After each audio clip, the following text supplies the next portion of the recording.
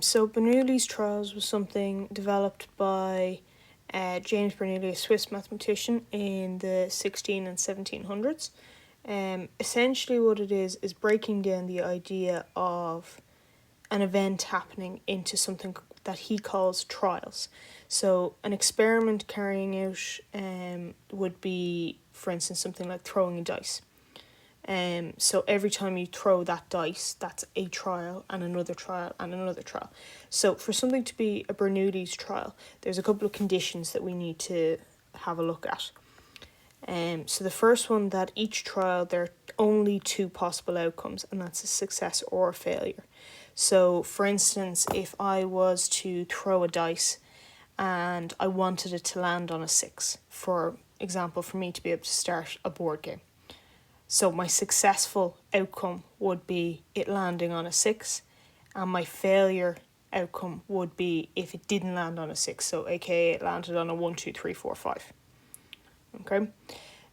Our second condition is the probability of success doesn't change and is the same for each trial. So for instance, me rolling that dice, the probability of it landing on a 6 is 1 out of 6 or 1/6. No matter how many times I roll the dice, the probability of getting a 6 is always going to be the same.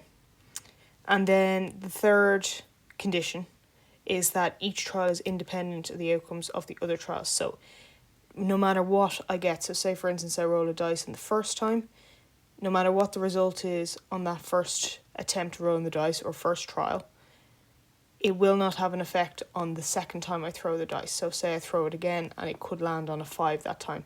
Whatever I got the first time does not impact the second one. So we're going to have a look at a quick example of this.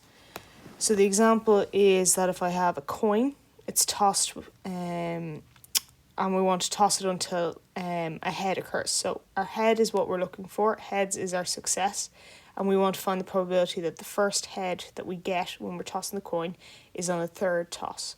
So we're dealing with Bernoulli's trials, so we're dealing with two possible outcomes where we have a success or a failure. So heads is our success and our failure is tails.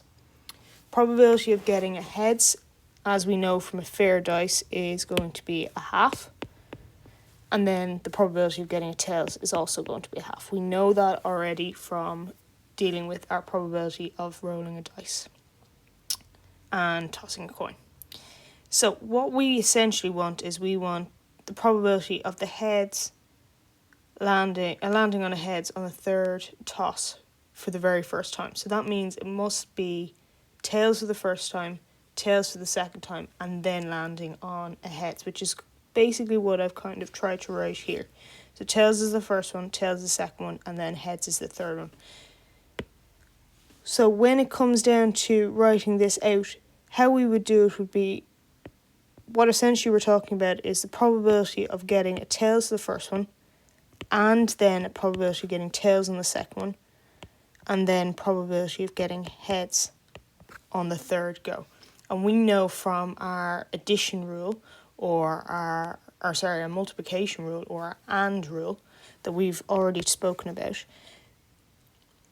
that if we're dealing with ANDs, we're multiplying the probabilities of each event happening. So we've got the probability of getting tails multiplied by the probability of getting a tails multiplied by the probability of getting heads.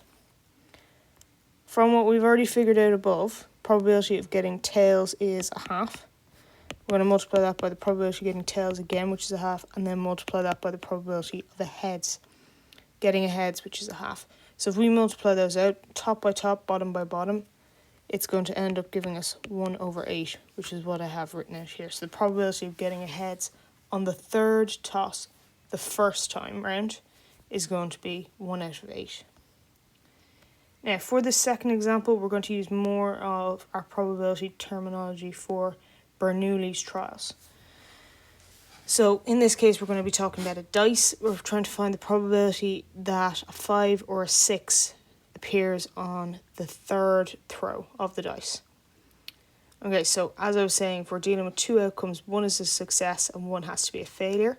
The successful outcomes are if it lands on a 5 or a 6, and then failure outcomes would be obviously if it lands on a 1, 2, 3, 4, anything but landing on a 5 or a 6. So the probability of success landing on a 5 or 6, there's 6 possible outcomes here. The successful ones would be 2 out of those 6, so we would say 2 out of 6, which we simplify down to 1/3. And the probability of failure is the amount of outcomes that would be a failure, which is 4 out of the possible 6. And again, we simplify this down to 2/3. So like we would have done in the previous example, we would have written out tails, tails, heads. We're now going to start using our success and failure terminology here. So we're going to use FFS.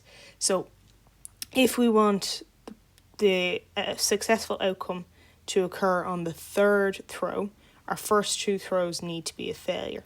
So we need to have a failure,